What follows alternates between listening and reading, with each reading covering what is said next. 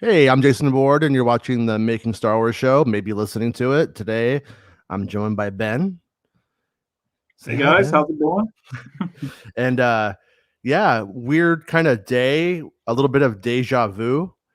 It feels like it's 2015 again. If the internet existed in 1984, it'd feel like it was 1984 again because Harrison Ford was injured making Indiana Jones, and they said that he hurt his shoulder.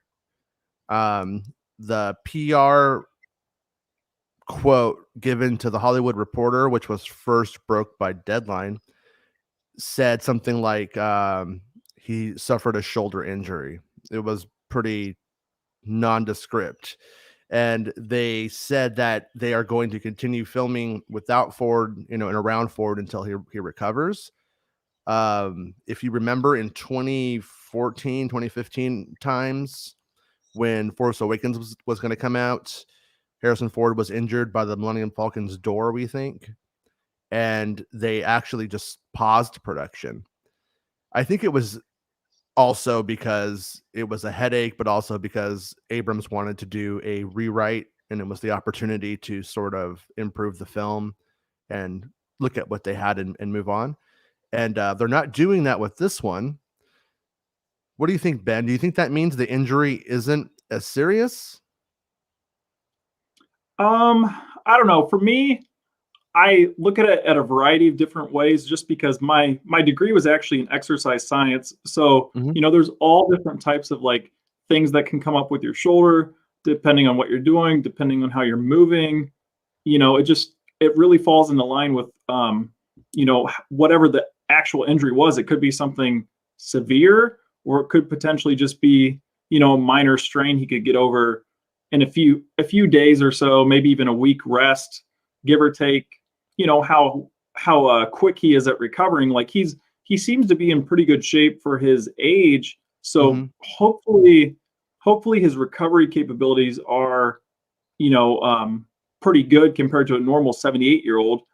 But yeah, I mean, I think it should be fine. Like you said, they can film around him, but like realistically, you can only film around the star of the movie so much. Like, it's a hard task to do. Like you can work around it, do some of like the exterior shots potentially, or things that Harrison's not directly in. Well, But during when Temple of Doom, he basically broke his back, mm, and for the see, most part, I didn't know in yeah, in Temple of Doom, when he's doing his shots, like in the mine and stuff like that, he's in agony. But they that. used his doubles to over the shoulder shots.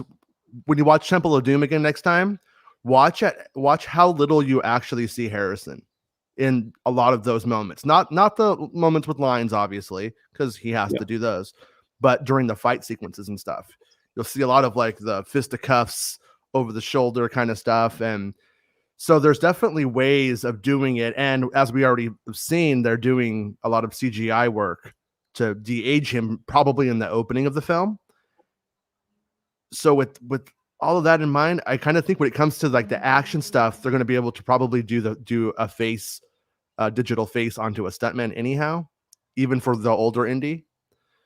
So depending on what it is, because I got a bunch of text messages about this while I was sleeping. We're on the West Coast, and I did some stuff last night, so I wasn't up as early as I like to be, and so I missed a bunch. I woke up and I was like, "Oh, okay."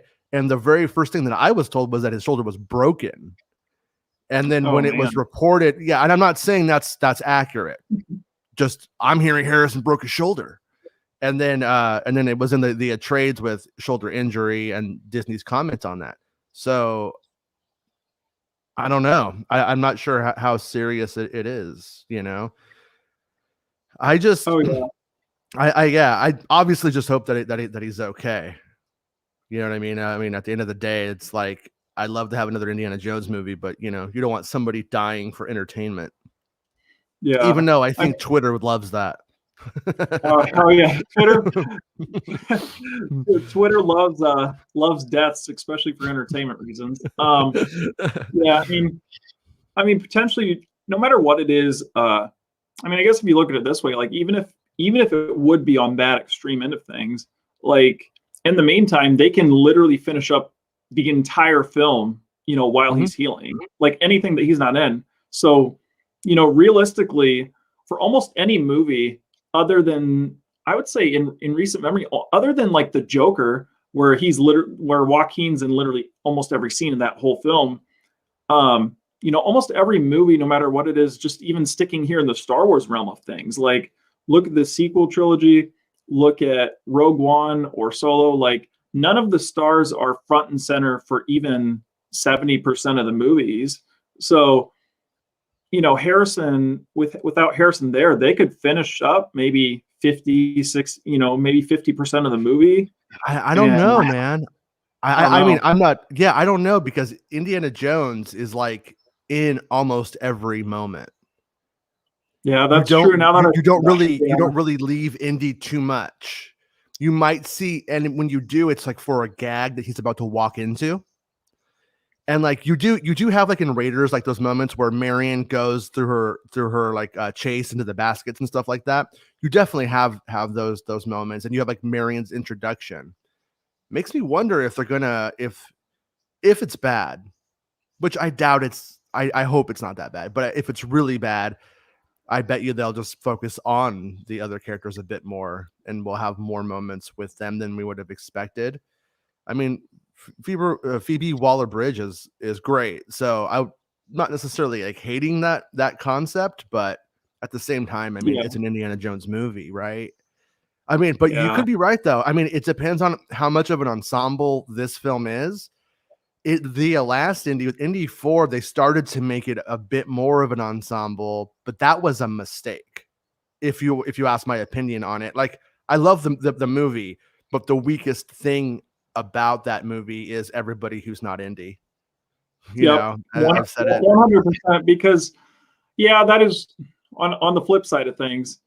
We've always, I mean, I'm pretty sure I've heard Harrison in interviews talk or just written interviews. He always loved Indy because it was kind of like a James Bond type character. And even like the James Bond films, Bond's never really not in a shot. Um, so yeah, Yeah. that's really tough. Like, and if it would be, I mean, if it would be severe, I guess look at it this way too. I mean, when it comes to this movie specifically, it's been pushed back and moved, and how many times now? Like, would it kill the movie to move it back another whatever 6 months or something? Like, Yeah, yeah. um, I don't I think I mean, it's supposed to have, a July release, I believe, July 22nd, I yeah, wanna say. it's definitely a summer And movie. yeah, and it is Indie is a very summer vibe. But if they don't, I guess they could do a December Star Wars kind of idea release on it. But I think that might be looking at it like the sky is falling. It may be way Yeah, over reported. It might not be anything at all. It might be, yeah, he had the equivalent of a really good pinched nerve, and it was just like we didn't want to put him through it because it could develop into yeah, something worse. You would know more than me. You're the expert on that stuff. But all I know is that I have slept like an idiot before and had like a really bad pinched nerve in my shoulder, and that's just uncomfortable agony. Like shoulder injuries suck. So I could oh only yeah, imagine, what he must have done. And according to the official story, he was throwing a punch. So mm. I don't know if that tells us because I that's mean, what makes me think it's not a broken shoulder. You don't really break your shoulder throwing a punch, right? no, I mean, I wouldn't think you would. anyway. I don't even know how you break your shoulder. I mean, you'd have to be like punching a wall. Like, I don't even. Yeah, It'd have to be baseball some bat. type of a. Yeah, it'd have to be some type of maybe like a freak thing. Maybe he was going to punch and his arm got caught and or some. I mean, I don't really see how that would work, but I mean, it's possible. I mean, Okay, and so especially let's. just to throw in there, he is 78 years old. That's a big factor too. Yeah, Um, Callista, yeah, Callista. I mean that's definitely a possibility, but even at that, on the flip side of things as well, you Mm-hmm. know, looking at it, these actors in Hollywood, I'm sure he's like with the top physical therapists and doctors like as we speak. Oh, So sure. I'm sure they can get him patched up enough or so, or get him potentially worked on enough to get it going sometime, hopefully in the near future. I mean, he might be so high right now. He's talking to Carrie Fisher. You Yeah. know what I mean? From the other side, you don't know. I mean, yeah, I would have to imagine somebody with his cash, and then also the corporation behind him. He probably has insurance like we have never seen before. That sounds like Oh, it's I'm sure. like we've never seen before. Who does that sound like? Anyways, Oh, yeah. I'm sure. I mean, like even when it comes to your shoulder, like look at like the NFL, for example, when sometimes quarterbacks will get hurt, like they'll Mhm. land on their shoulders and it like pinches their AC joint in their shoulders where, they won't be able to like raise their arm up or whatever for a little bit, but it's, then they come back in like 2 weeks or something. So like, it could be potentially a minor injury like that. Like, Yeah. it's Yeah, just, hopefully. And Harrison Ford could still kick most of your asses. That's the thing that I always like. Whenever people like to start bagging on him about his age, it's like I still think he could probably beat you up, man. And people are usually like, "Yeah, that's true." So yeah, I hope. Joe says every time I see a small propeller plane, I think of Harrison. Yeah. yeah, unfortunately. Just thank God he didn't crash, right? And Yeah. then Joe Organa says the man is made out of brick. He'll be okay. Yeah, I think so too, and I hope so. You know, Tyler Oh, yeah. says still waiting for short round. Man, I would love to see short round. I mean, obviously, in a lot of ways, short round's very endearing. Might be very problematic in certain ways. I don't want to speak for the Asian community on that one, so I'm not going to. But I do wonder if you tried to bring short round back, would then the criticism be he wasn't fun, and he wasn't fun because he wasn't sort of a racist trope? I don't Yeah. know. I almost think that Temple of Doom is obviously the most of the most problematic of the movies in terms of representation of things and cultures, and the most just pure pulp. And you can make an argument that it doesn't matter, it's pulp and people get that, or it actually hurts people because people start treating people like they're short round because they're of Asian descent. Fair enough, you know? And so that's where I kind of fall on short round is, man, love to see short round again. Even love to see Willie, Well, or there was a rumor that they were going to be in Indy 4 in the wedding sequence. I thought that didn't happen, mm, right? I don't no, think it did. no, I watched that movie I don't. recently. Yeah, no, they're not. And then, well, even on short round, for example, you wouldn't have to have him be like a goofy character because at this point in the like in the indie verse, he would be Yeah. older. Oh So, yeah, he would I ostensibly be a professor who went to college thanks to yeah, Indy. I've always had a fan casting for him. I really think the perfect actor to blame would be Stephen Yeun from The Walking Dead, who plays Oh yeah, Glenn. yeah. I think he'd be perfect. He's a fantastic actor, and Mm-hmm. he's that age range. He's in his mid upper 30s, I would say. So, Right. I think he's Yeah. perfect. Yeah. Yeah. It would, but it begs the question: if you bring short round back, and then he's a man now, and he's mature, and he's not a cartoon, does it have the same, does it satisfy? I don't know. I mean, I really don't know. I think he'd have to be almost like as if he was a new character who happens to be very satisfying on that merit alone, and then he happens to be short round, Yeah. like the old, Oh yeah. it's a difficult place to for a creative, I think, in 2021 to play with that movie. Oh, for sure. And I mean, they have that problem in several different movie franchises. Look at, for example, the Santa Claus franchise. you know, they aged up Charlie from the first one to like the last one or whatever. He was a full-blown teenager, and Hmm. that never worked. That never worked with me because it's like, you know, the charm of a kid is different than, you know, they're two totally different characters, even though they have the same name. Hmm. So like it Yeah, that just, almost never works. yeah, Never ending story when they got the different Bastion. They're like, what? yep, Jonathan Brandis, what are you doing here? You yep. weirdo. Go back to Sequest.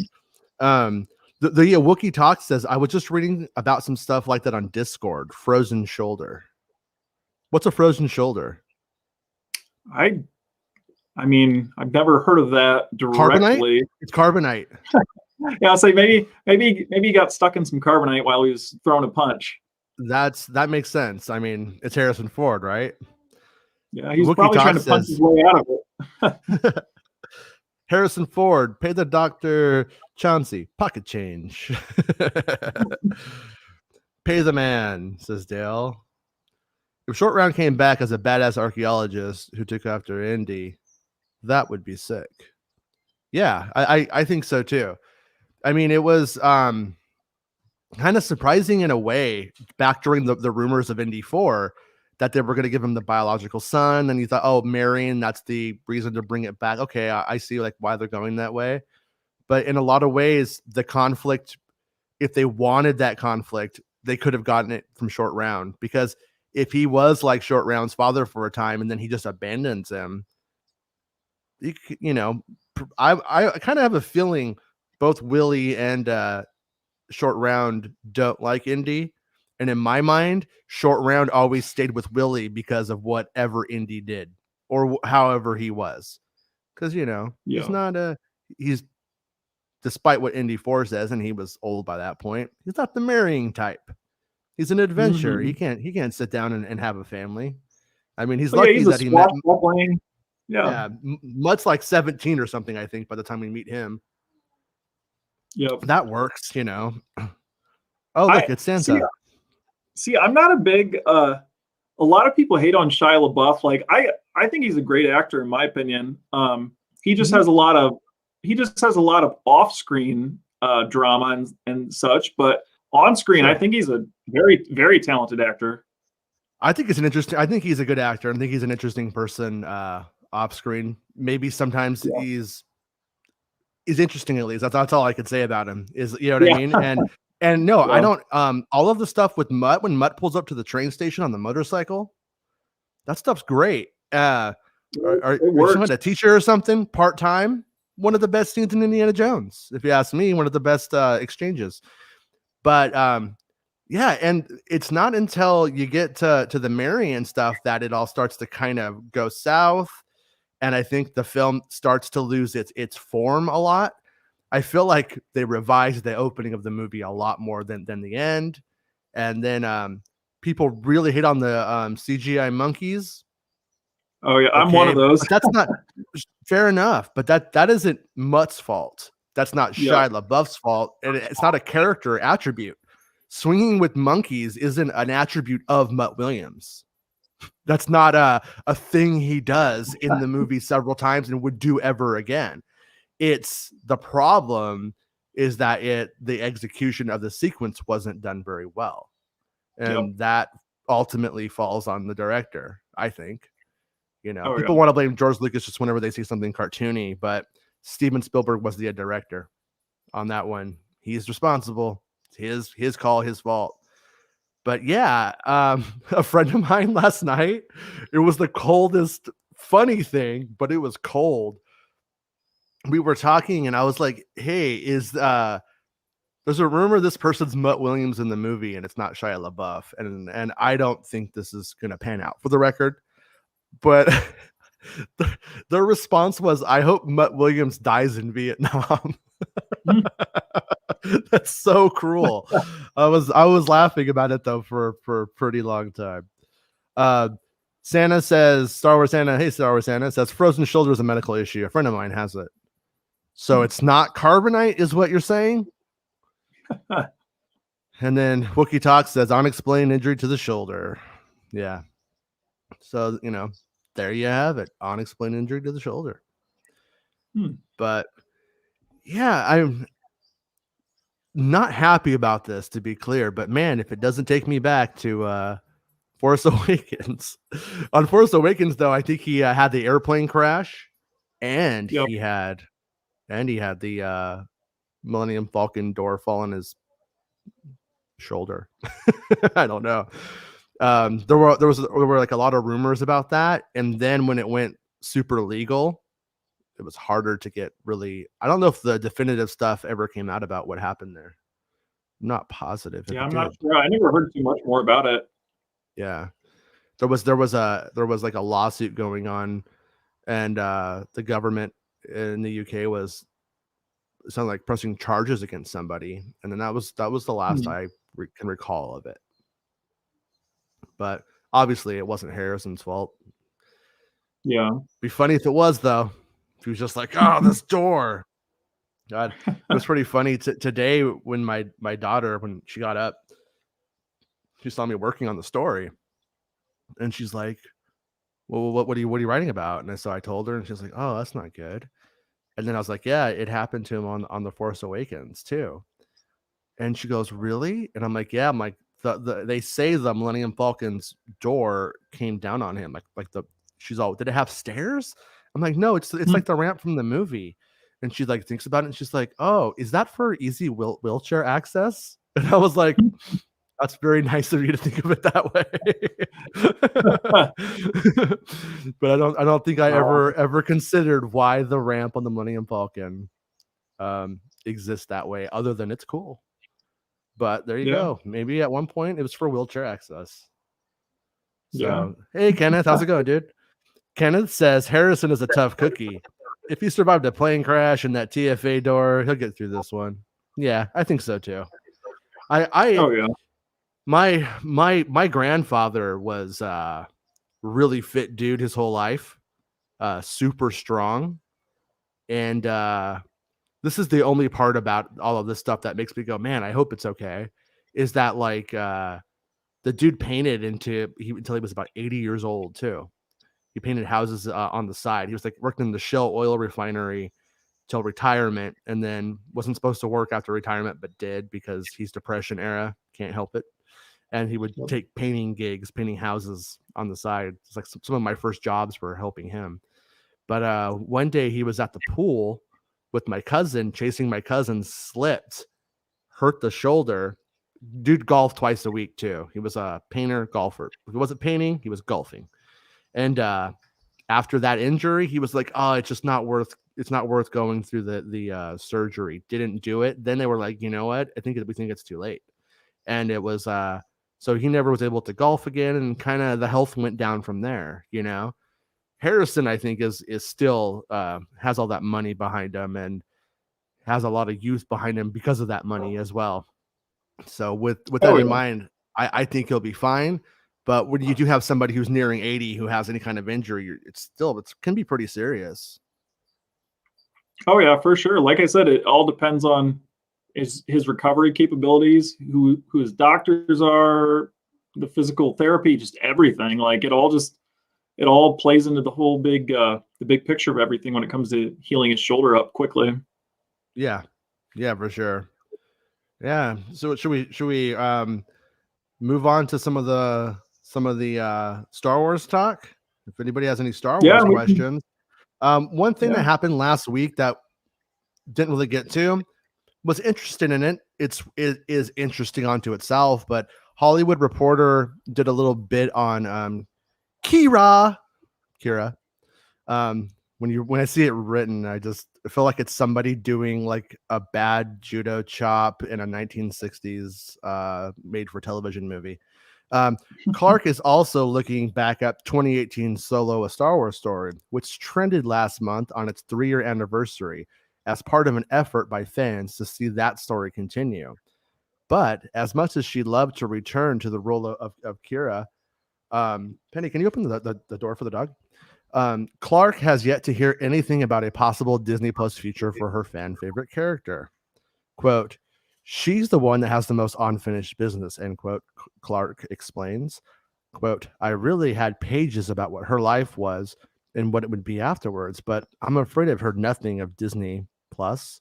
being the case. So maybe I'll just write it and send it to them. I'll be like, "Hey guys, I've got a few ideas." End quote.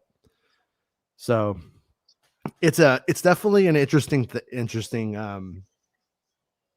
I guess thing I'm glad that the experience wasn't so bad. She doesn't want to forget it and move on. It's got to be a bummer to be a part of one of the only live action Star Wars movies that essentially wasn't a smashing success. And at the same time, when I read the idea of her giving her ideas to Lucasfilm about what happens, I don't think they would care. I don't think I think that if they already had that worked out and outlined, at least, I would have to think about where her character was going. What do you Oh think? yeah, for sure. And well, it all really depends on how long how long were they planning on doing all of these like extended canon materials? Because Mhm. there's speculation they've been planning a lot of these canon materials for years, or it could be short as over the last year. But with the War of the Bounty Hunter comic, her character got reintroduced there. Maybe when she gave them her ideas, maybe they were like, or if she would have, maybe they would have just been like, no, we already have something in the works or whatever. But then Right. again, they may, they don't really have to tell her that specifically until they're signing her on to do a movie. So, or potentially a Disney Plus series. So, Yeah. there's all of that comes into play. And again, like at the end of the day, I love the Solo movie. I'm definitely in the Make Solo 2 group of people, I would Mhm. say. But Sure. when it comes to it, like at the end of the day, it's hard to, say if you're Kathleen Kennedy or whoever talks finances to the overall people at the overall board at Disney, it's hard to say, hey, we need to make another one of these movies when it was their lowest like grossing movie out of these Yeah. newer releases. That's a really hard sell when you look at the sequel trilogy. They all hit it out of the park. I'm not sure exactly what Rogue One's numbers were, but I think that was close to $1 billion. So you know you have Yeah. you have these at the end of the day, like we all want to like embrace and just focus on what's on the screen. But us as fans also have to remember it is a business at the end of the day. And Mhm. Solo wasn't very successful business wise. I mean, I think the other side of that coin too, which isn't a question it sucks to have to ask it, but is she box office poison? I mean, Solo did not connect. She was in that her Terminator film. I don't think that did very well either. I could be wrong. I'm just going on top of my head here. Game of Thrones is an ensemble cast. You can't chalk that up to any one person's greatness, and it wasn't a theatrical release either. And I also think that sometimes, even in Game of Thrones, her performances can be kind of all over the place. Sometimes she's really good at, sometimes it's just not happening, and it's evident.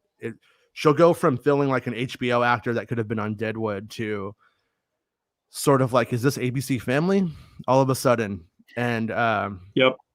maybe that's not her fault. It might be the production. Who knows? But you have all of these things, I think, kind of almost working against Kira.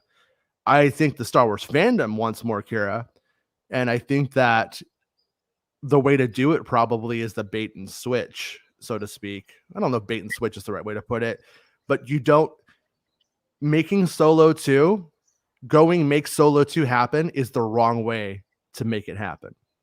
Yep. The right way to make it happen is we want a Lando story.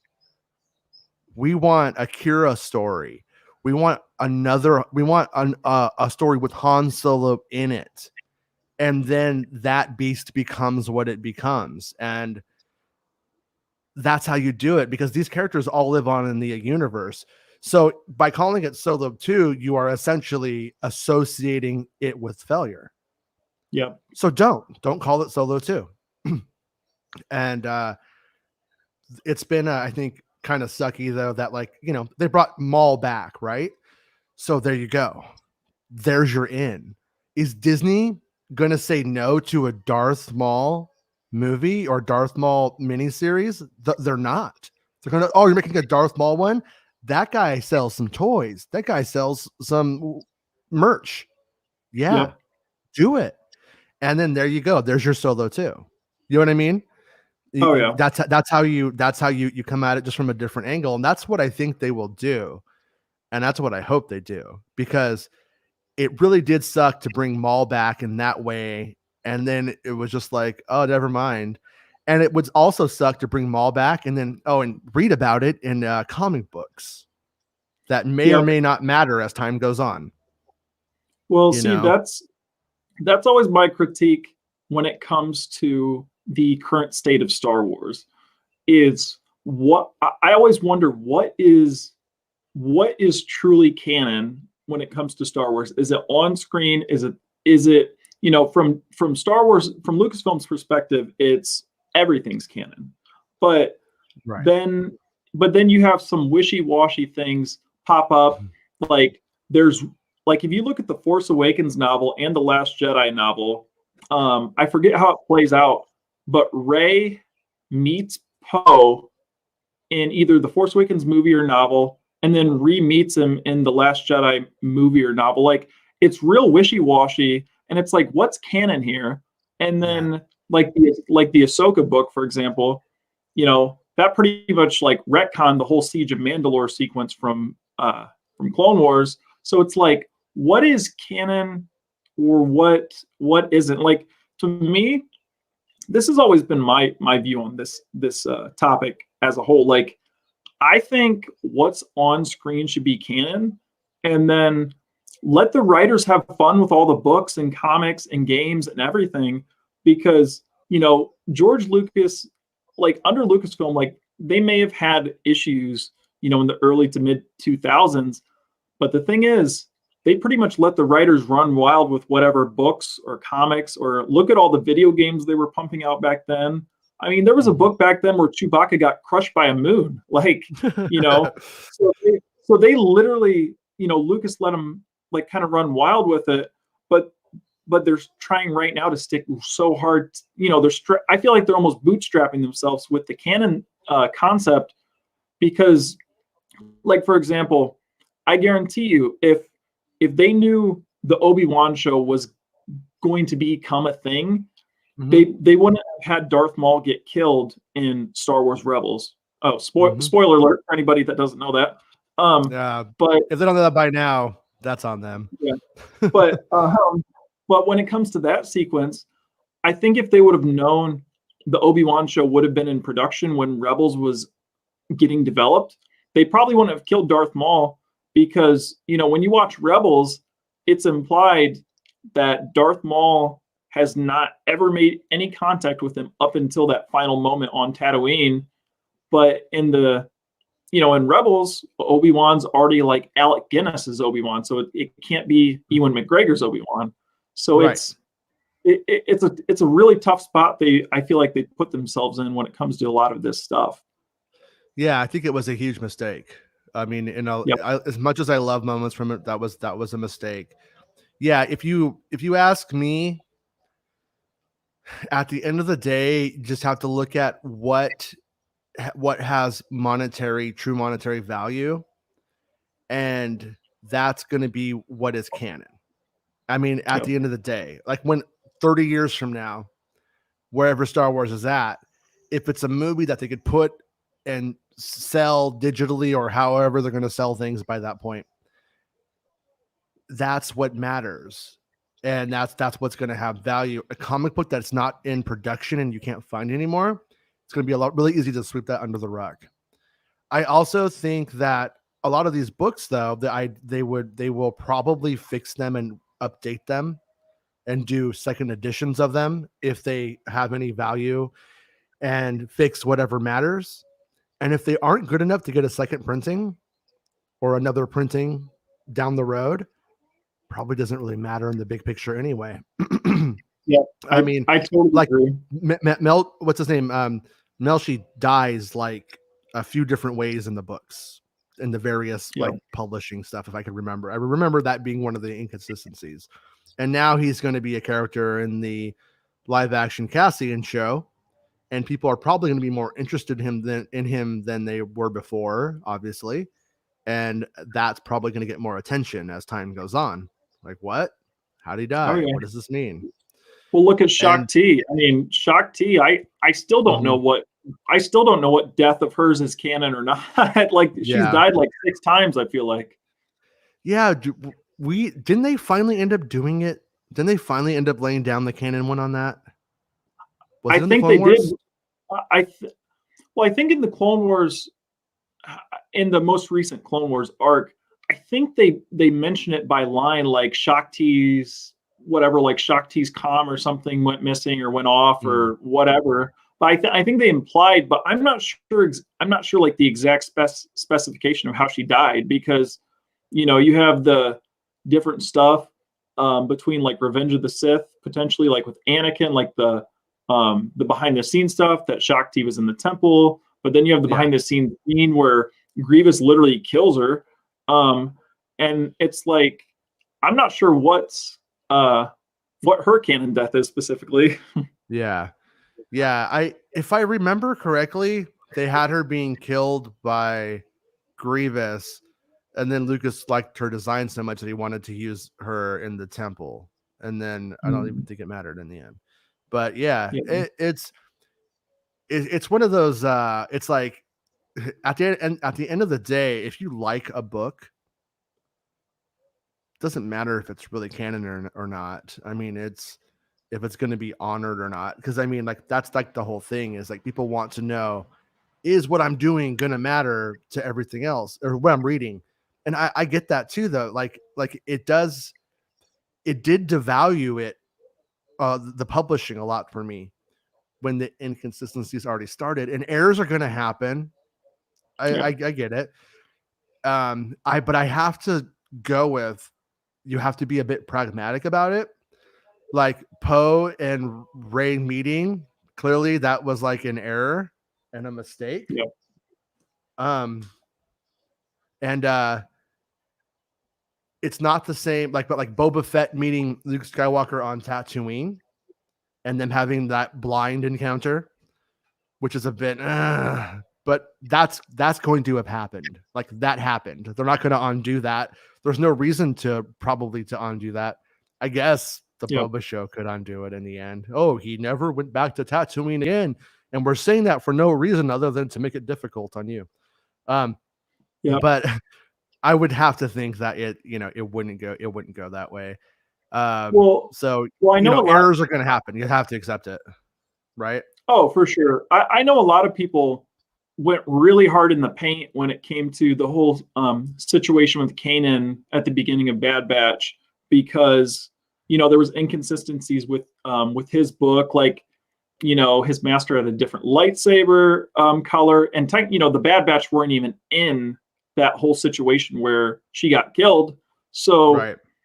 my viewpoint on that, where I can kind of give them a little leeway, I would say, is okay. So, look at Star Wars this way. Like we have stories being told in movie form, TV, books, comics, games.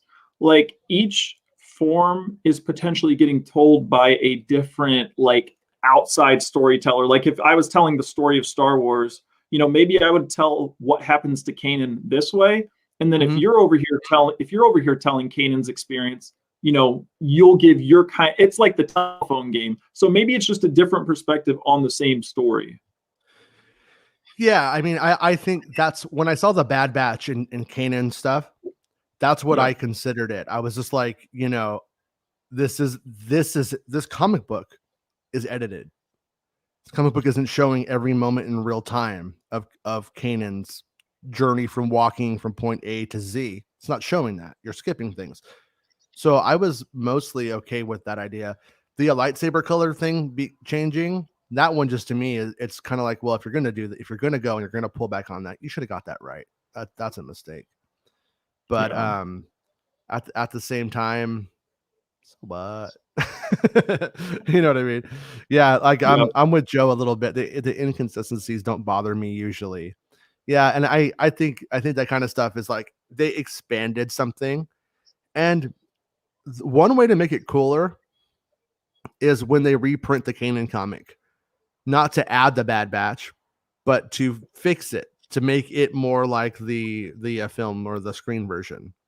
And Yeah. because I mean, screen is a people might not like it if I say this, but whatever. Film is all mediums coming together, therefore, and more expensive. Therefore, it is the more important medium. It's a lot Yeah. easier to go into a text document and do a replace on some keywords if you need to, from red to blue or blue to green or whatever it happens to be, and fix it that way and then put it out there. And if those things matter enough to you, you could buy the new edition like a sucker. And and on in the comic book, they could obviously just fix it and change it digitally if they wanted to. Oh yeah. I, I mean, this is if it really matters, though. I don't know. Yeah, we're Like I really said, getting into the weeds on that. yeah, yeah. I really hope that we just get more content that stands on its own, like Afra. I mean, that should be the model. You know what I mean? Like all of these like side things, like the Canon comic actually though is surprisingly one of the best comics that they've made in the current era. I think, anyways. At the time, especially, I was really really into it. So I could see why they pulled on it, but then also there's little things that are off. Yeah. So what does Qui-Gon have to say? Or is that no? That's Qui-Jon. Quite John. Entertainment value over everything else. I don't give a F about minor inconsistencies or whether this particular book ties into the overall story. Yeah, I mean that's I think the best way to look at things. Like I still really love the Marvel comics, the original line, the 107 issues of the original series. I still read Yep. those every now and then, and they don't tie into anything at all for the most part. But the majority of them, what they do have is they have spirit, and that is the key. Is they got that like that Star Wars spirit. Um, some of the Oh books yeah. that I read or some of the comic books today, I don't really like it when it looks like they've traced the actors. And like I know the photo that they're tracing the actor's face from.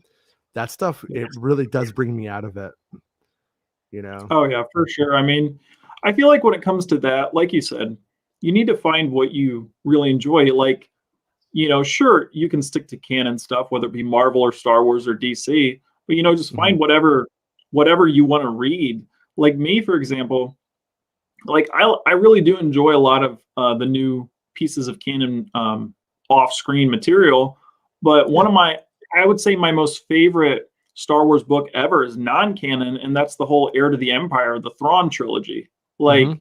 Like that trilogy is amazing, and it's my favorite. I know it's not canon, big whoop. Like I think Sure. I think that's a great book trilogy if you're a Star Wars fan. And then even there's a really underrated book. I believe it's called Death Troopers, actually, Mhm. but it was a book from the early to mid 2000s where it took place right around the events of A New Hope, Mhm. and you literally had this like group of rebels. They land on this deserted Imperial Star Destroyer, and it's abandoned. And it turns out like there's this like virus, and there's literally zombie stormtroopers on a Star Destroyer. Oh, Like it's really crazy. Um, yeah. Yeah, but, I remember that one. but like see like those type of things, they're really fun. But then on the flip side of it, like I really love the book Catalyst from the new canon books. Like I love Mhm. that leading up to Rogue One. it, Yeah. it made Rogue One so much better for me, in my opinion. And that is the kind of book that I like. Yep. I like if they're not completely new stories that stand on their own and work really well. And it's so risky when they do that, when they make it a standalone, that sometimes they don't really work that well. Like some people are having mixed reactions to the High Republic for that reason. Yep. But yeah, Catalyst, the Rogue One book tied in so well and explained what the companies or the Lucasfilm's motivations were for the characters, I think, in a good way. So if there was ever any ambiguity about where Jin's mom was coming from, Lyra and what's his name, Galen, Galen, like it yeah. really made those characters a lot more human. Reading that book and then seeing the film. Oh yeah. So yeah, it's too bad that secrecy usually keeps that from happening. I feel like the lead-in book to the Rise of Skywalker. I read it. No disrespect to the author, but I don't remember it now. I don't remember really anything about it. I couldn't even tell you what it's called at the moment. I mean, the events and the everything that's that with the shutdown and stuff like that has really made a like where that does feel like 10 years ago at this point. Doesn't it feel like a really long time ago, like before Rise of Oh yeah. Skywalker? At least to me, it does. Well, it does. Well, I feel like that whole time period was such a blur for Star Wars fans, especially if you were on the internet, Yeah, because all the different stuff going on with the fandom and just everything surrounding it.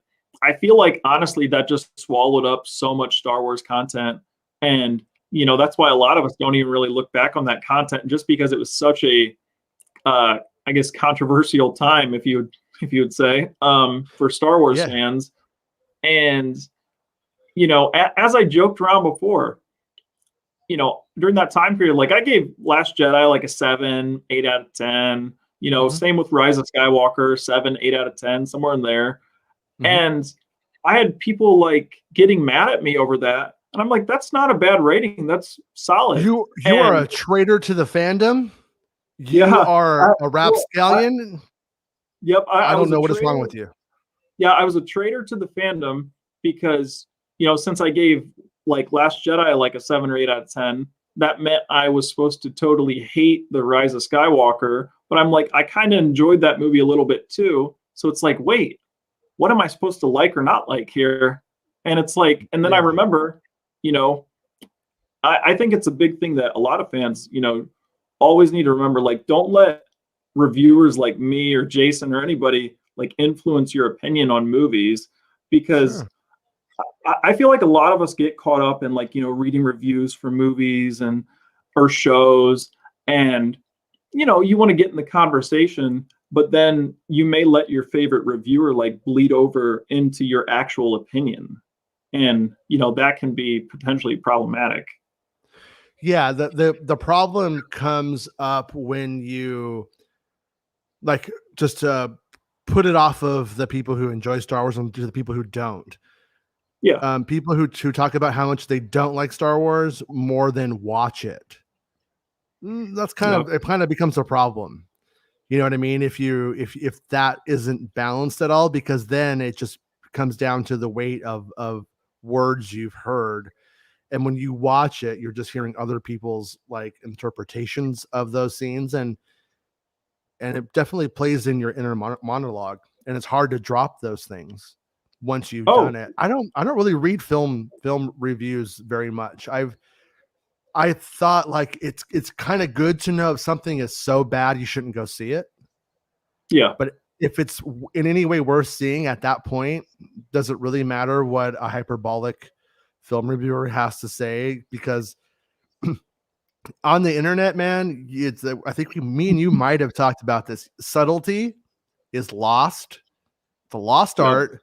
And if you go and you are subtle, then you are accused of, you're then a shill and a hater at the same time.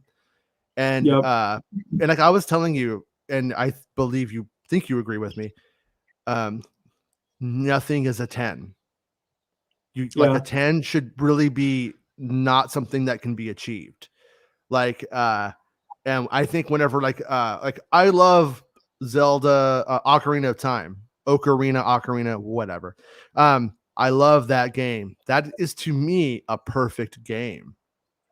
But I Yep. can't look at it and go, well, this could have been better. Yeah, that something could have been better. There's all kinds of things you could say could have been better. So while it might be the best game I've ever played for me, or Red Dead Redemption 2 and whatever, it doesn't it's not perfect, therefore a 10. not achievable. Therefore, when you a 9 is the equivalent of a perfect, and when you give something an 8, that's a pretty damn good score. That's my reading of Yeah, the internet and and scores. well, my thing with that as well is I feel like there's only a handful of movies that could potentially even be in the discussion for a perfect movie, and I don't think any of them are Star Wars movies. I love Star Wars. It's my favorite franchise, everything. My favorite movie is Empire Strikes Back. I'd give that like a 9.2 or so, but Mm-hmm. but I don't think any of the Star Wars films at all are in a perfect film discussion. Like, of course, all film is subjective, and some people Sure. may think that or so, but I don't feel like any Star Wars films are. I feel like the only movies, in my opinion, just to throw out a few, like I think The Godfather's up there. I think Lawrence of Arabia is up there. I think some movies like those could potentially be in the discussion, but I'm not sure For me, if any of Raiders is up there. yeah, Raiders is another great example. Raiders is definitely in my top 10 movies of all time. Yeah. You have movies like those, and I think they're on such a higher level than Star Wars, which Star Wars, of course, is like arguably the most iconic and impactful franchise in Hollywood, but that doesn't mean they're perfect. And No. Being accessible doesn't mean you're perfect. It just yep, simply means you're accessible. And that's what Star Wars is. I mean, when Star Wars came out, if it was a terrible film with those designs, it still would have done okay. It sounds like funny today, when you look at movies like Beastmaster and other crap from the 80s that are just like kind of falling off and are like, what? And wasn't highly successful, but was out there, was in the pop culture. Star Wars would have still sold a bunch of toys. It still would yep, have had a Comic Con cult following, which is why Lucas sent them to Comic Con before the movie even came out, and why it had a novel before the movie even came out, because wanted to build a base to make sure they had something to sell that jazz too. And so that is the major, I think, difference between Star Wars being accessible and really good, and also like a David Lynch film or an Alejandro Jodorowsky film or a Francis Ford Coppola film or yep, whatever, but it falls into a funny place. Like, what's his name? Scorsese talking about, like Marvel films, saying that they're not films or something like that. yeah, And or it they're was not just kind of like, cinema. not cinema. Yeah. It's like, that's I know what he means, and it's kind of semantics, but Yeah, also at the same time, it is semantics. It's a bit snobbery, but at the same time, he's not wrong. Like a movie that I can go and watch with my 6 and 7-year-old, and that they can totally comprehend at a deep level. I can't take them to go see a different movie by Francis Ford Coppola or Sofia Coppola, for that matter, and yep. they wouldn't understand a damn thing about it, because one is a lot more grown up, richer, deeper in a lot of ways. It's just a completely different psychology. But with that said, that's where I wish they tried to do one of those films. I don't know if they can do it. I don't know if you can you, is the juice worth the squeeze on trying to make a real a film, out of Star Wars? Would we See, that even would be want it? I think that would be a very hard sell in my opinion. I think you would have a better shot. Um, like, sure, it would be really cool for obviously adults to see a movie like that, a more serious tone type of movie. But the problem with that I see is it may not be, of course, it's not accessible to the younger audiences, but I feel like a movie more in the vein of like potentially a scary movie could work in Star Wars over a like more serious like Oscar worthy movie just Yeah. because a scary movie, it's accessible to like young teenagers and things like that. And I think that's a better possibility than a more serious Oscar movie or even, I always wonder because there was there was the one quote that came out about the Solo movie. You know, it was supposedly anonymous or whatever, but there were people talking that the first Lord and Miller version was Ace Ventura like. And don't get me wrong, I Yeah. really love the Solo version we got, but deep down, I would love to see a Star Wars comedy. Like I would have loved just to see what that was. Well, a But cut of that must exist to some extent. I don't know how much they had left to do, but yeah, yeah, it has to be out there somewhere. But my thing with that is I'm not sure if the Star Wars fandom is ready for something like that. well, even if they were to like do that, I don't know if that's a good idea. But let's just pretend like it is a good idea.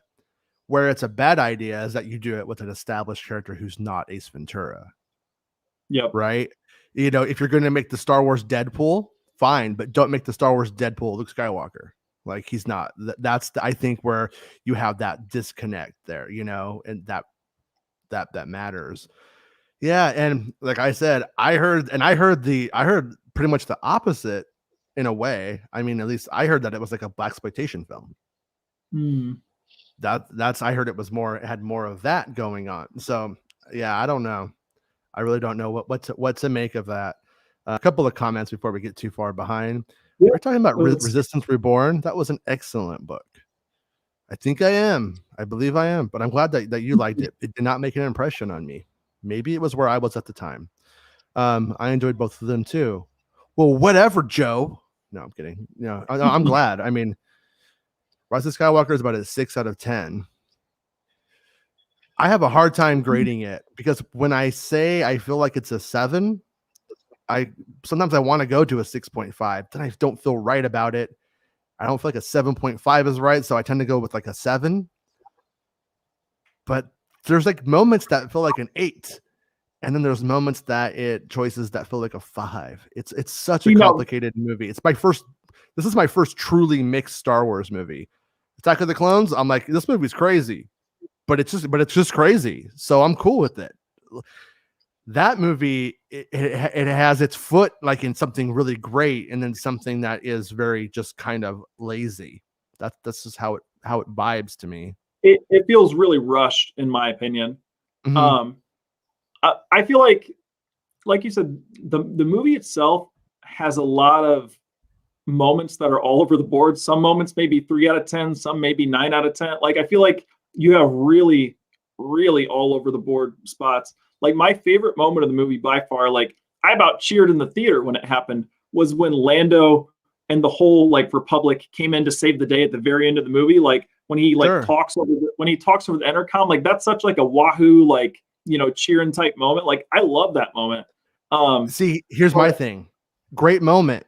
Was it yep. earned? That's when I see that moment. I loved it. Like when I very first saw it, awesome.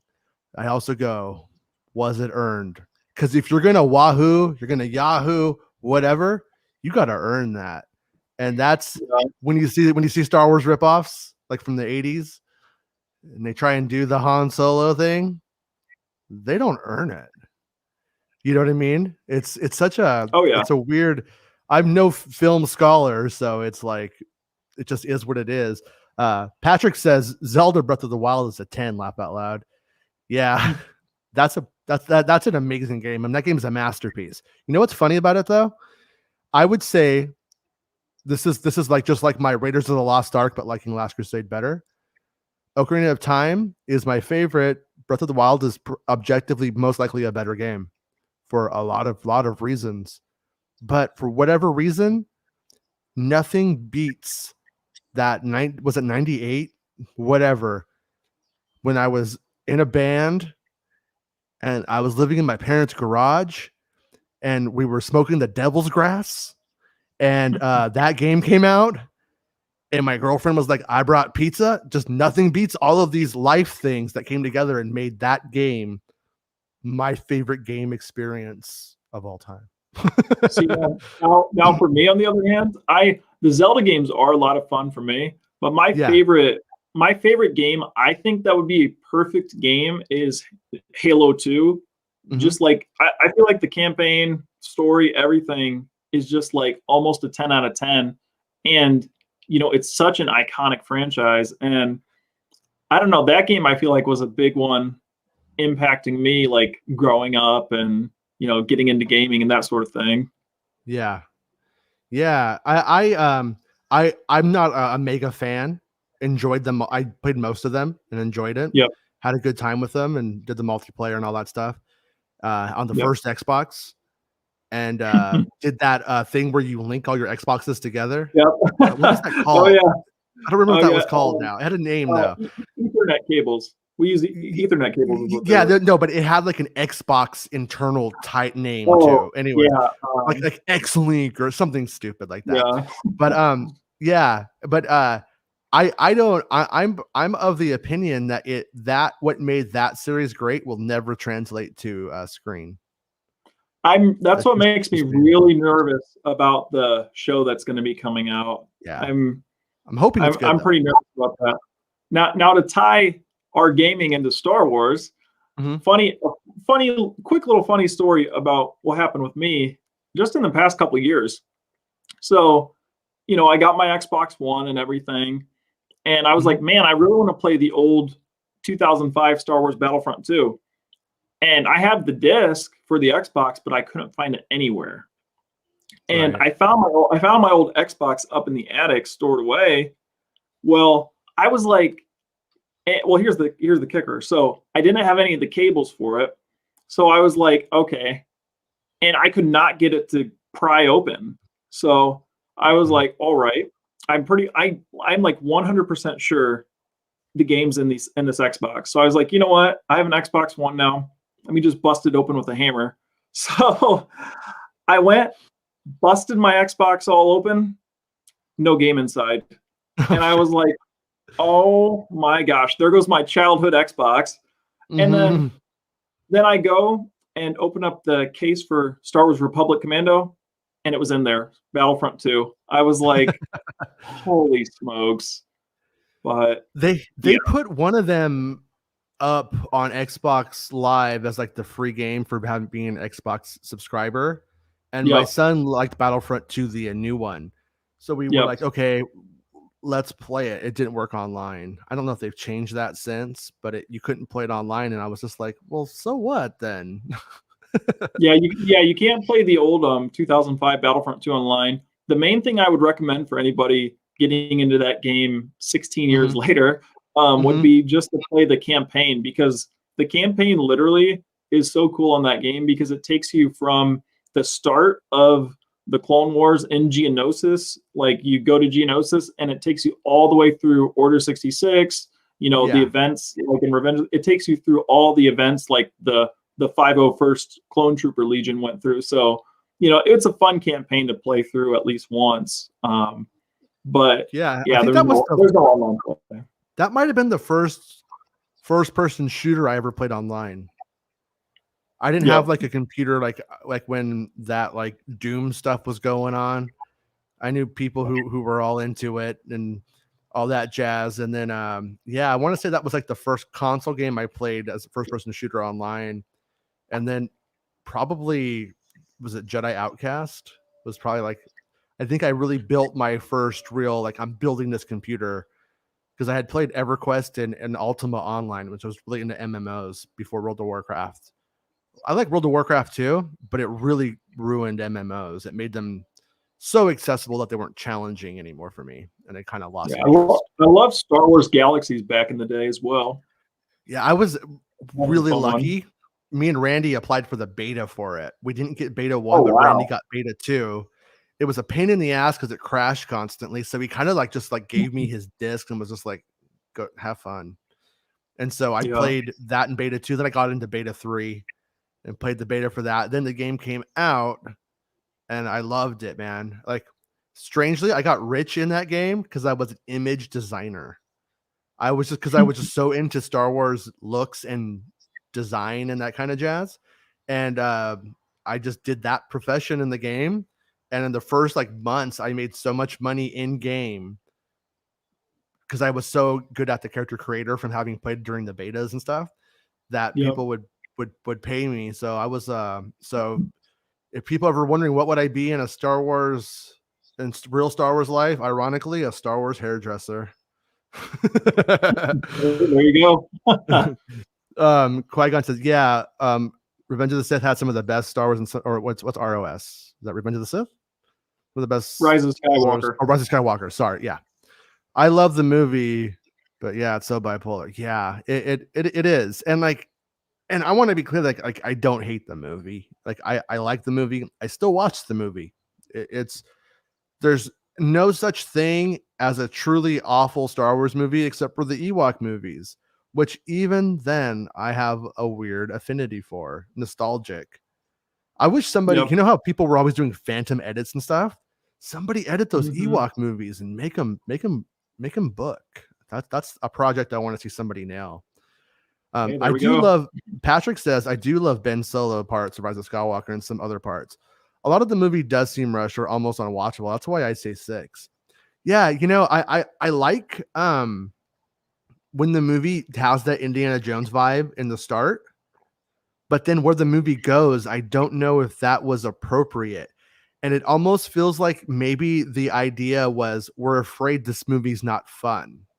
We want the movie to be fun because this other stuff is serious and sad. But Yep. in the end, I feel like you have Star Wars 9 Part 1 and Star Wars 9 Part 2. And I like Part 1 and I like Part 2, but I don't know if I like Part 1 and Part 2 together. I think that's how I feel. Yeah, I I might really have think that articulated it. I've literally thought that since day one with that movie. It was fun here and there, but I've always had the view, like, I'm not sure, if you know anything or whatever behind the scenes or whatnot, but I've always had the feeling that movie felt like JJ basically said, I'm going to squish in my episode 8 and 9 into this one movie, has always been my like gut feeling with it, just because it's just so rushed from start to finish. But, as we said, there's so many good moments here and there. Like, one of the biggest missteps in the movie, in my opinion, was the Chewbacca fake death thing with Rey, just Mhm. because if you're going to do that, you need to hold off Chewie longer in the movie. Not, don't wait one scene later and have him right back in it and it just be like, oh, okay. What was the That point was of that? Yeah, I actually had that scene leaked to me, and on the podcast, I was like, "Look, there's a fake out death. I don't know if I want to get into it." It's kind of funny because people did like the moment, but when I heard about like her shooting the Force lightning, at first I was like, "Am I being duped?" But Yeah. because it sounded kind of absurd. But the my sources were like, "Yeah," and then he comes right back to life. So stupid. Like they weren't all about it. They were pretty actually annoyed with it. Yep. And yeah, I kind of think, as much as I don't want Chewbacca to die, that might have not, and that maybe Ray shouldn't have killed her. I'm not saying Ray should have killed Chewbacca. I don't think that's a good idea either. But do we need Chewbacca past this? Do we want Chewbacca without Han Solo?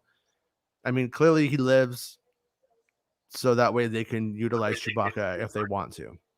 I don't know if it's a good idea. I I don't know if Chewbacca should have lived, honestly. I almost feel like if the movie was going to be the final one, there should have been more consequence than Leia. And the way that Leia was handled was so like not their fault. Don't hold it against them. But it was just like, wow, this bad thing happened in real life. And I just think that if they had even come to those conclusions that the story was going to move that way, it was handled in such a way that it wasn't as hard as it should have been for her to go, because it was already a painful thing in reality. And so yeah, it's very complicated. But Oh, yeah. but Very, what I very was hearing complicated. about that film, like I was asking, like I said, big questions, and I had multiple sources on things. So I know this is I believe I am correct. Where did the Sith troopers come from? Why is the fleet there? Abrams didn't care why it was there. He was like, I want these visuals. I want these things to be there, and we'll figure it out later. And just truly never really did. And It's never the in a classic. satisfactory way.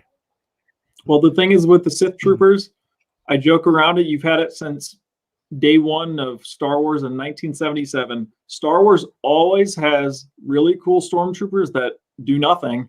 Hmm. Like every single movie has cool stormtroopers, and there's always a few that they're just for marketing and sales, really. I mean, look at all the cool stormtroopers we have in the prequels, or clone troopers we have in the prequels. A lot of them don't really do anything, but they're You know what? great toys. But what gets me is like the Star Destroyers aren't like the First Order ones, but the Yeah. Stormtroopers are. Oh, I didn't even It, think about it that it way. just That's doesn't. It's wow. just Yeah. so. Its design. Its design is just flawed because these things didn't make sense, and I think that the story changed and worked around. Same thing, kind of not as bad, not even a problem really in Rogue One. You were going to have the AT-ACTs moving kyber crystals, so they have this giant orange thing, and everything that moves kyber crystals is bright orange, so it's this explosive content. Then you get to the other place, and then you have those orange containers on the walkers for no reason at all, because that changed too. So it's like, okay, but that one I could forgive. At some point, maybe they were bringing kyber crystals around the island all day, so you could just justify it doing a little bit of mental math, not too much effort. Yeah. Rise of Skywalker stuff is a bit more, a bit harder. Yeah, Ant-Man, you have the correct attitude.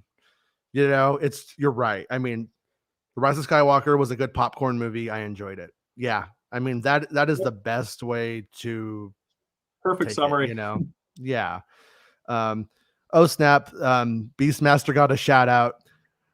I tried watching for the first time a few months ago and couldn't get through it, but I loved it as a kid. Yeah, dude. As a kid, like Beastmaster is a complete piece of shit. But as a kid, you were like, "Hey, this is cool. Like, I'll watch this movie." Yeah. I had a ferret as a kid, and so I was just like, I felt like the Beastmaster. I think I liked the movie a little bit extra because I had a ferret. They were illegal in California, but I do what I want. Um, yeah. So and then I already read that one. Um, Patrick says, I do love the Ben Solo parts. Oh, okay. I read that one too. Okay. Yeah. Yep. So I'm all in all, though, like I will say, when I watch episode 1 through 9, when I do that like marathon straight through, over a couple of days, I don't sit there and do it all at once. Um, it feels like, okay, it feels sort of wrapped up, but it doesn't necessarily feel like a culmination. It doesn't really feel like a climax. I saw somebody on TikTok made a video where they added Anakin and like Ahsoka and all those people to the very end when Palpatine is shooting the lightning at Rey and she's pushing the saber, and like they're Yep. like pushing with her, and it looked cool, it looked badass, but I also still think it takes it away from Rey. If they Well, were going to do that and they wanted that moment, or they were going to have that moment, they had to earn that, and they had to earn that by peppering in that stuff throughout the trilogy, or at least in the first 2 acts of 9, at least. yeah. And they didn't. So like I saw that, and a lot of people are like, this is so much better. And it's truly thematically erroneous, I guess is how you would put it. But at the same time, it was cool to like see that. And when I just pretend like nothing else happened and there's just that by itself, oh, that was neat. It was well Well, done see, too. something like that falls in our chat. The whole popcorn idea, like that's a good popcorn type thing to throw in a movie. Mm-hmm. Um, it just matters, like you said, you have to earn it. You have to build up to those type of things. And I feel like personally, like my critique when it comes to Rise of Skywalker, even in the sequel trilogy as a whole, I just feel like there should have been more planning just as a whole. Yeah. Just because there's so many mixed parts of the story, so many little just little things that don't add up or that are inconsistent, and you can tell it from going from 7 to 8 to 9. Yeah. Yeah. as a kid, I guess it really burnt Robert Zemeckis out, but they made Back to the Future 1 and 2 back to back. So you really Yep. only had like a year in between those films, and it was it was cool. I liked it.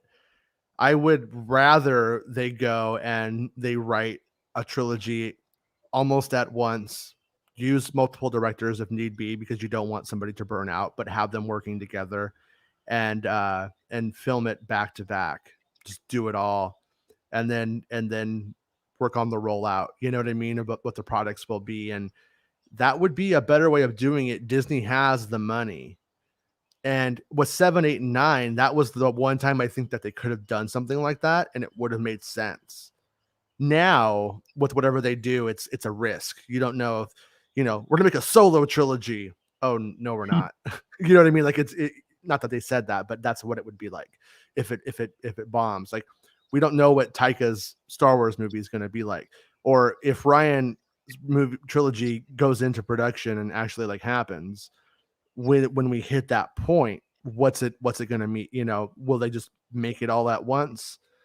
I would prefer that if they did, for the consistency, and they would also have time to do reshoots and to fix anything over extended period of time. If they made the movie and no spoilers got out, then you'd have no spoilers for a very long time. But then at the same time, if spoilers got out, they would all get out. So it's kind of an all or nothing kind of thing. At the same time, it is complete, just utter bullshit that spoilers hurt movies. There's more studies showing that spoilers help movies than hurt them.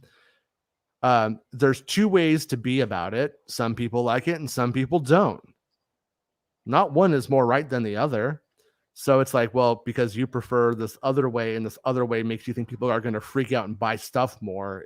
One is more. It's not true. It's a lot of games for no reason. I think with Star Wars at times they should be more open at times. Oh yeah, for sure. I mean, when it comes to spoilers, I've always had the thought of, don't, 1 minute after the movie ends, like maybe don't go and tweet the big, like, Luke dying in episode 8 or something. Don't go and blow up your social media with it. But to me, when it comes to spoilers, like if you've had a decent amount of time and the movie's been out for a while, like don't get mad if you see spoilers, because I see so many people say, "Oh, well, Uh, I wanted to wait till it came out on DVD." You didn't care about the movie that much then, in my opinion. Um, yeah, if you wanted to wait but till it came out on DVD, that's on you. At that point, yeah. I mean, I'm even of the mindset like if Mandalorian comes out at midnight and Oh, we get 100%. into the very next day and we're like in the later evening and you haven't watched it, don't go on the internet. Just Yep. don't do it. And Oh, because it's like, why should I not be able to talk about what I'm excited about because you want to hang out with Steve and Bob or whatever and yeah. not watch the Mandalorian. That's your problem. Well, And you yeah, it makes me mad. oh, yeah. Well, you wanna hear the big example of spoilers. Like, to me, like I said, I'm not a huge, like, whatever, I'm hit and miss. If I find out a spoiler, so be it. Like, it's not gonna ruin the movie and for me. I'm still gonna love it or hate it or be in the middle either way. Yeah. It'll just add more context going into the movie. So, funny story, when Solo was coming out, I was I was literally in the middle of just lifting weights, and I was just scrolling, listening to music on YouTube, and underneath a whatever, it was like a Eminem music video or whatever, because I just had my phone laying off to the side when I was lifting weights.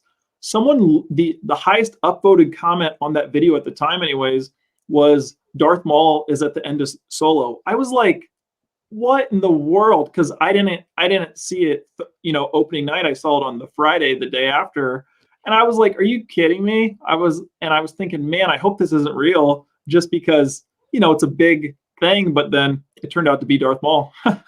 Yeah, I left the premiere of that. I went to the premiere of that. I was invited to that. It was like the one thing.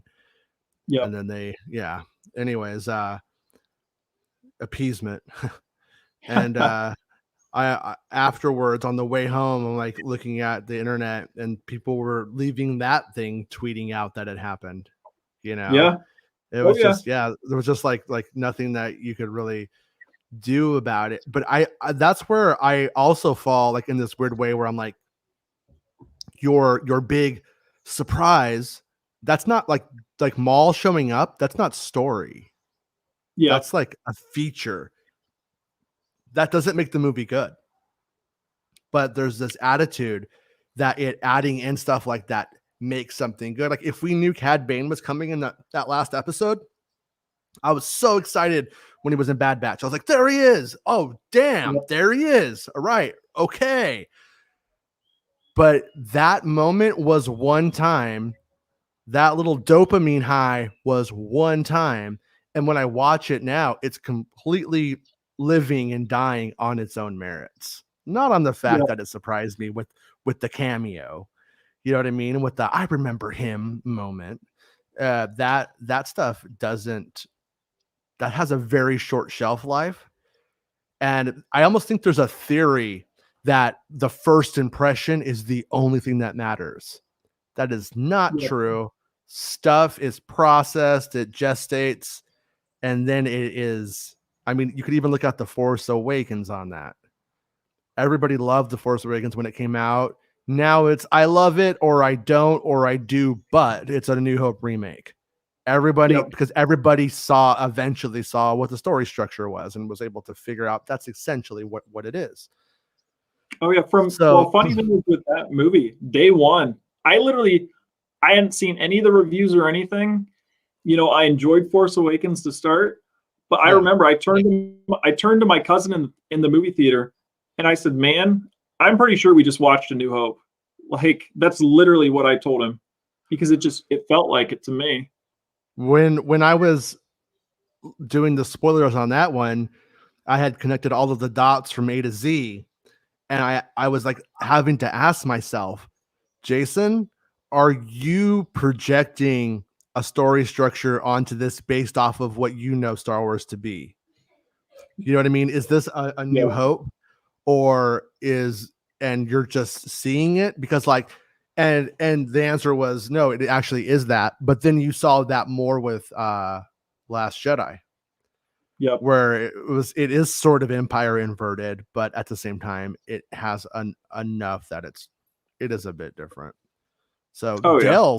Dale says, I don't know. I like spoilers because I can speculate on what's happening, but there are a lot of people that take spoilers out of context. Then they base their opinion on what context they were told. Yeah, no, that's true.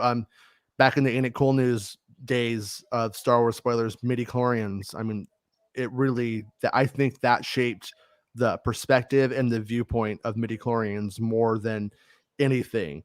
It being the catch-all explanation for the Force was accepted in that very moment, and the film does not state that. The film doesn't even actually give that idea. It treats it as, oh, there's this thing that you can measure. It's a form of measurement, not an indication of potential, but Yep. or I should say a measurement for potential, but not a guarantee. And it was really read this one specific way because of 1998 internet. Yep. Well, I feel like as well when it comes to this spoiler discussion, as long like we both said, if you're gonna watch like a show like The Mandalorian, Mm-hmm. don't try to tell me I'm waiting until next Wednesday to watch it. Watch it, watch it on Friday, watch it by Friday evening, or just as you said, stay off social media. Like that's the number one thing. Stay off social media and you'll be good.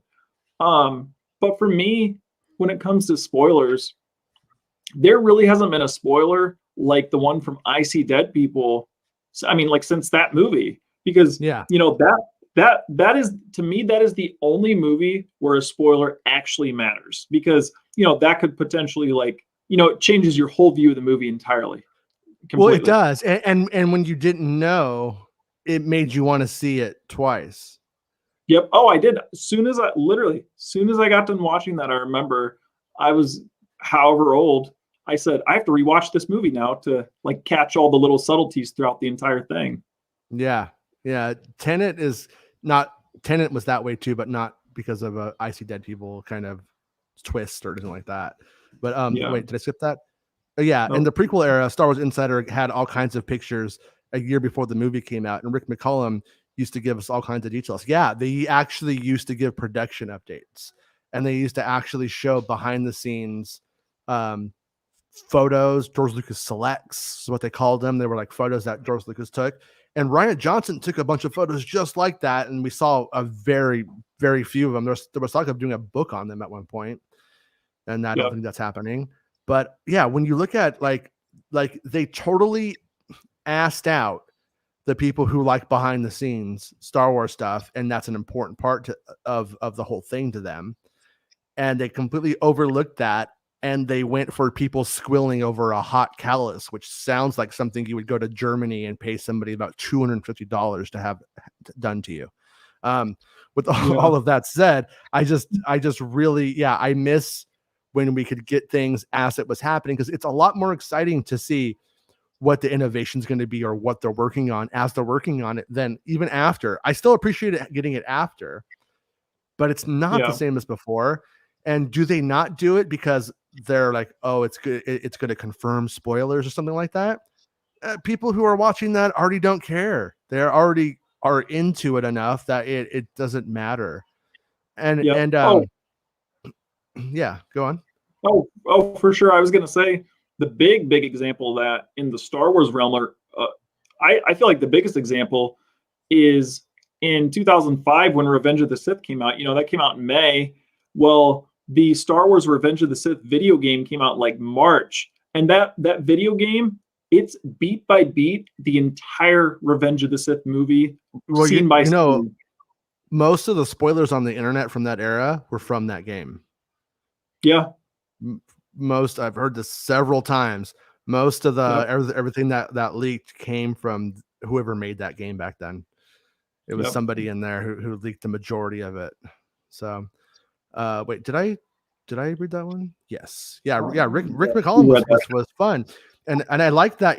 I thought that kind of stuff inspired young filmmakers. And Monday morning after ESB, I Am Your Father was the talk on the playground for weeks. Yeah, I'm born in '79.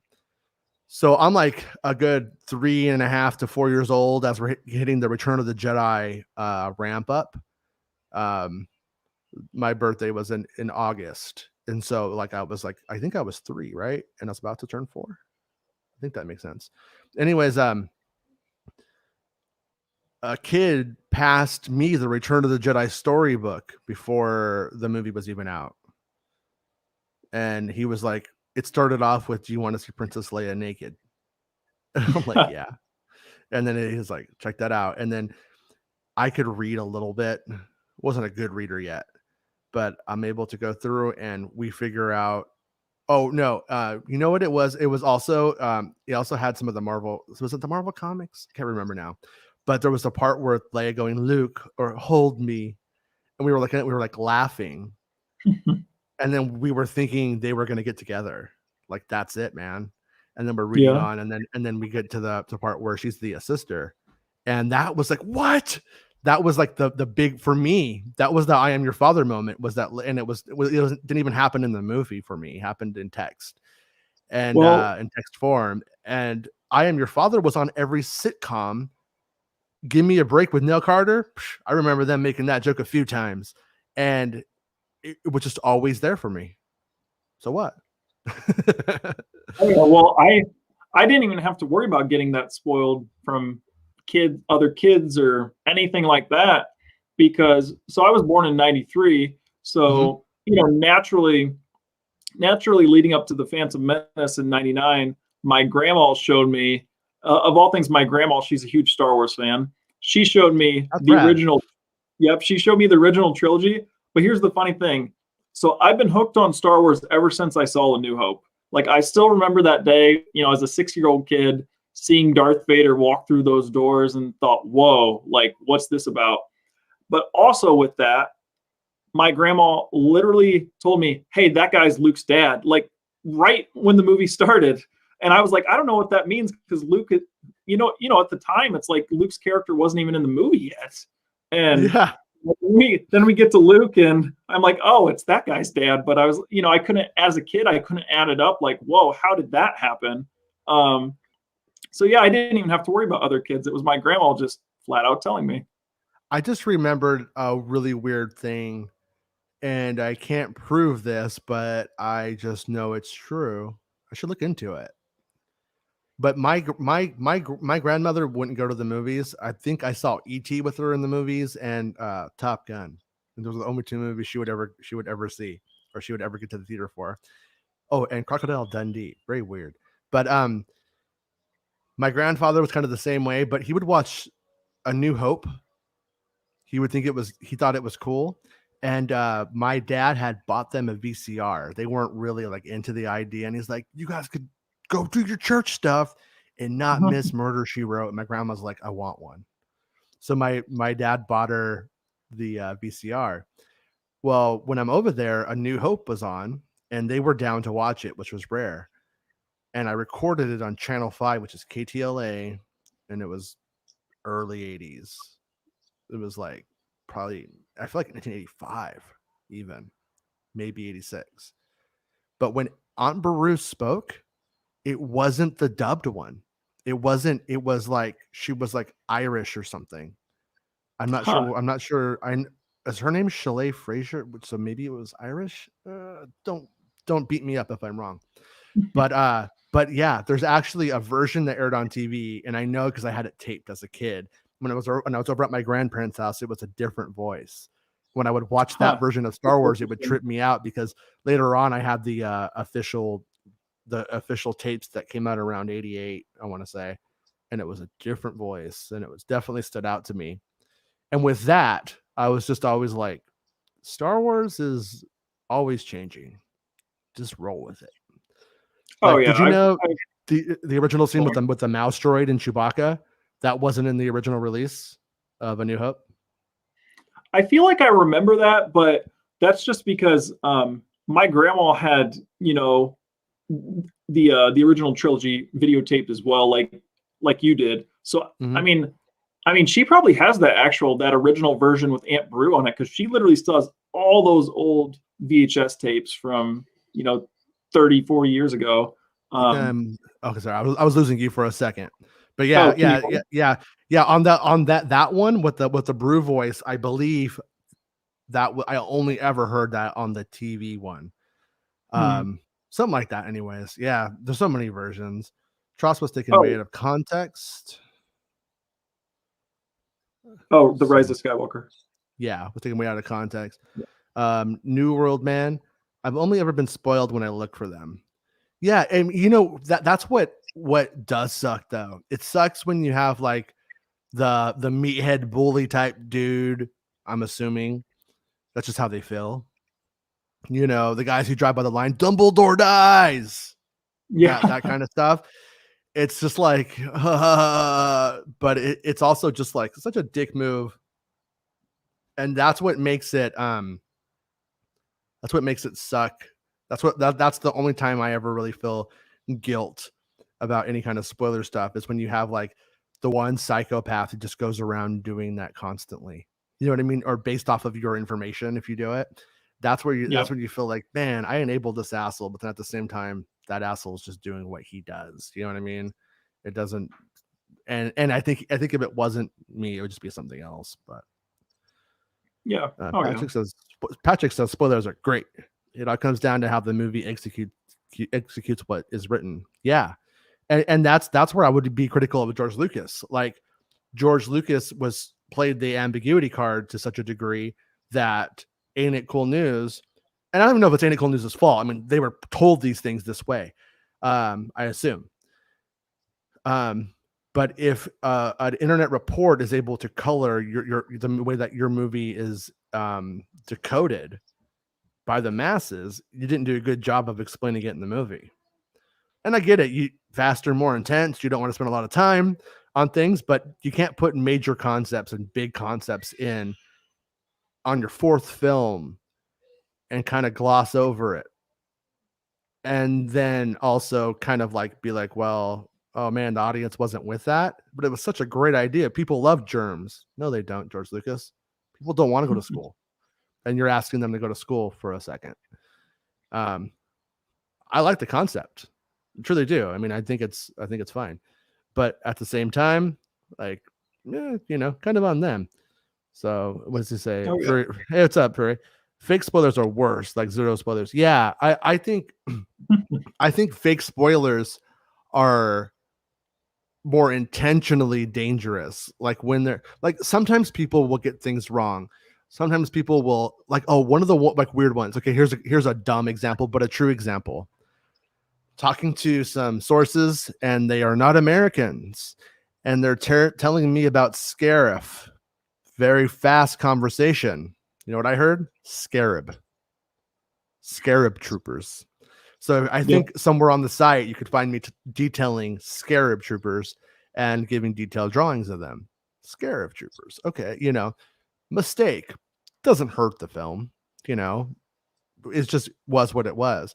But when you go and you say like, yeah, in the movie, it turns out, Rey is a time traveler and she's Luke Skywalker's wife, and their babies go, and it just people go, oh God, I don't want to watch that. It sounds like trash.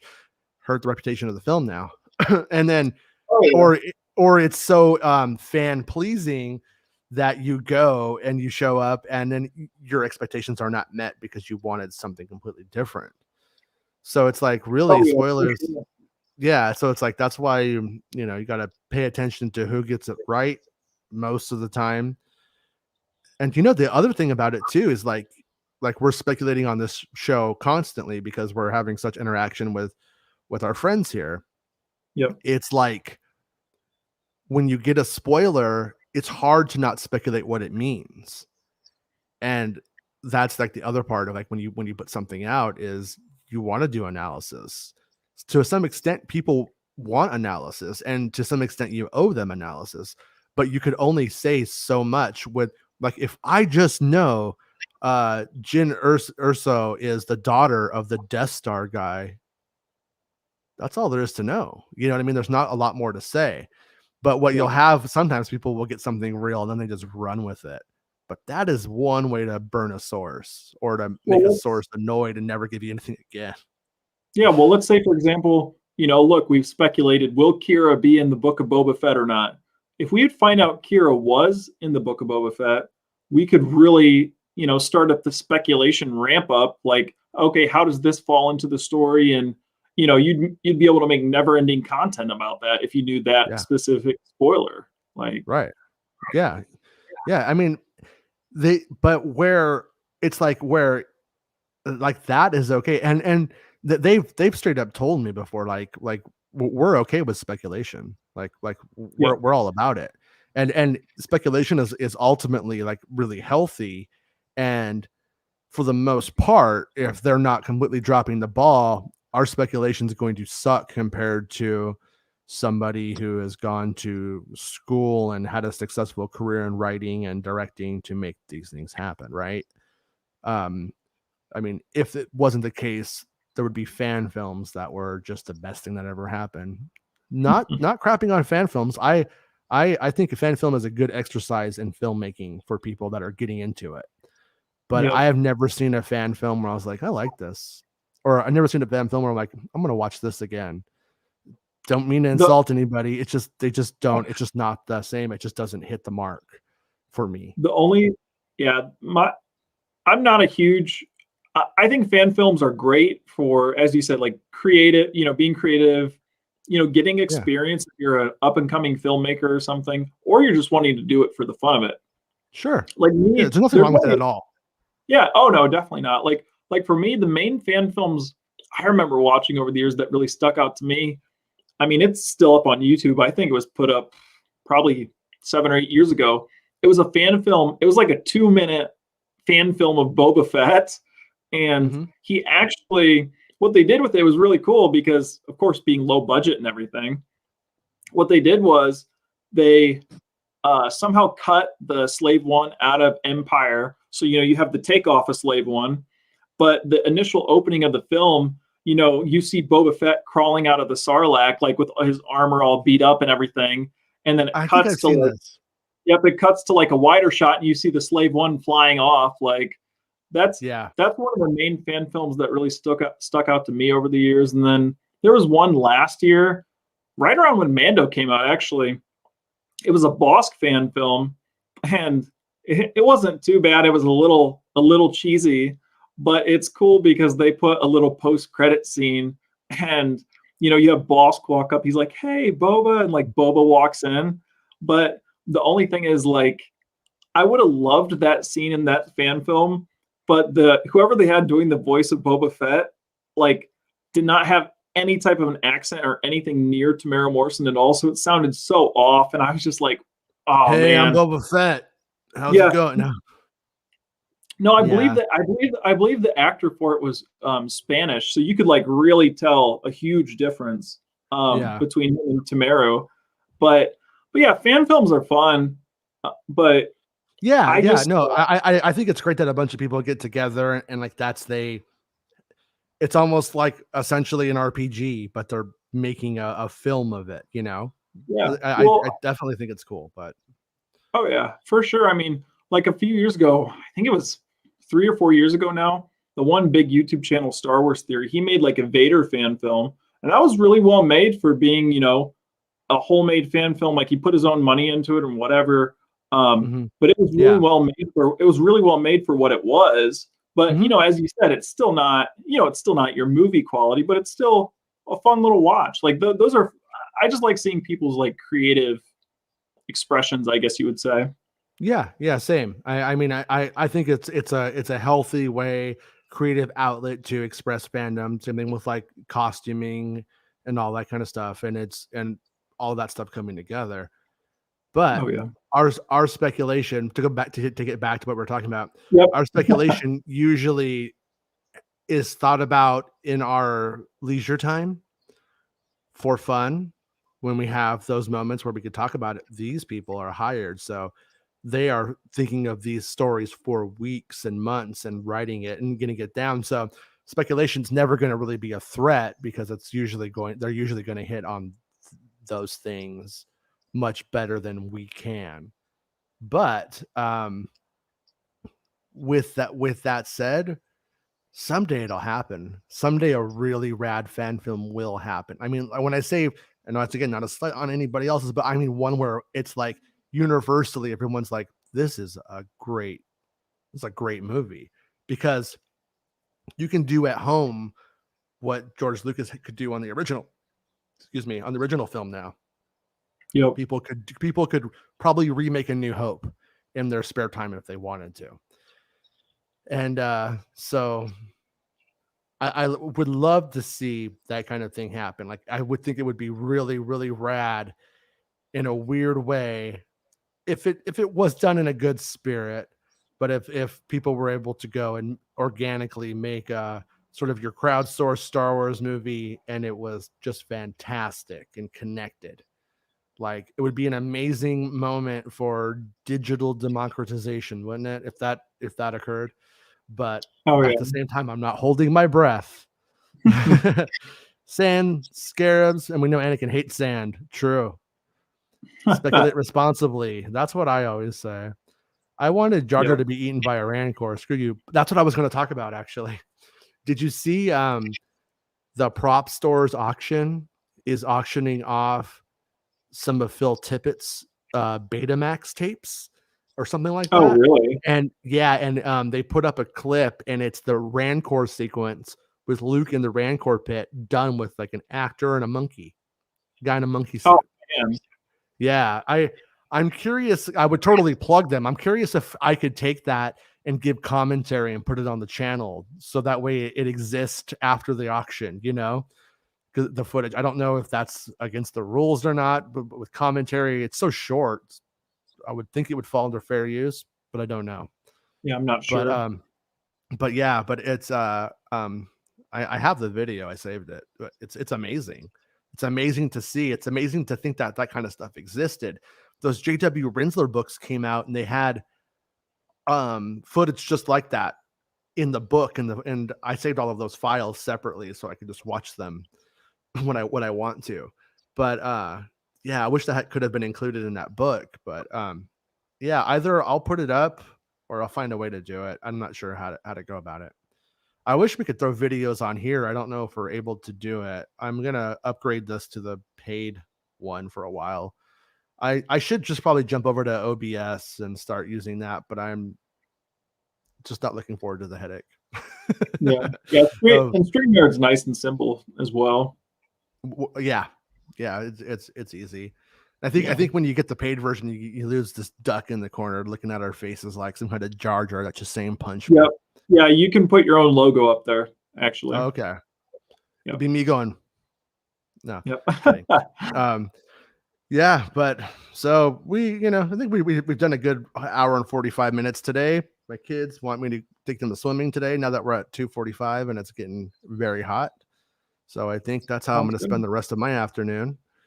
And if anything else happens, send me a DM and let me know, you guys. But it was fun talking about Indiana Jones with you, Ben, and Yep. to the chat and hanging out with all of our friends this afternoon. And today was an Indy episode, and I know a lot of people are like, "Oh, I'm all about Star Wars, Indy, whatever." Fair enough. But I'm excited for Indy, and I'm gonna be excited for Willow too. So, but when there's Star Wars stuff to hit, we'll be hitting it for sure. And when there's fascinating Star Wars stuff, I'm not gonna every time they make like a new Star Wars bath towels, we're not gonna cover that boring stuff. But you know what I mean.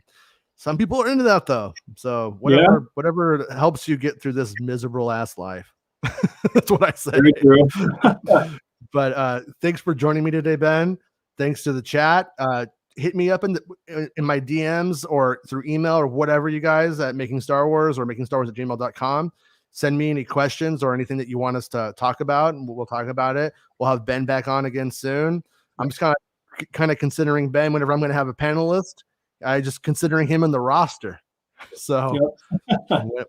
whenever it makes sense. But and then thanks, Dale. I think Dale has been at every one of Yeah, our I've seen him in every one. I mean, episodes so he's far. always fun chatting with him and everybody. And like you said, And I'll always be like Indy said, I'm like a bad penny. I'll always turn up.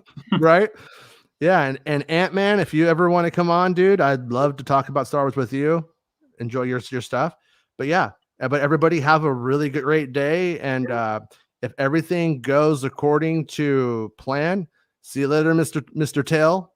If everything goes according to plan, we'll do it again tomorrow, probably about 1:00. All right. Have a good day, you guys. Later.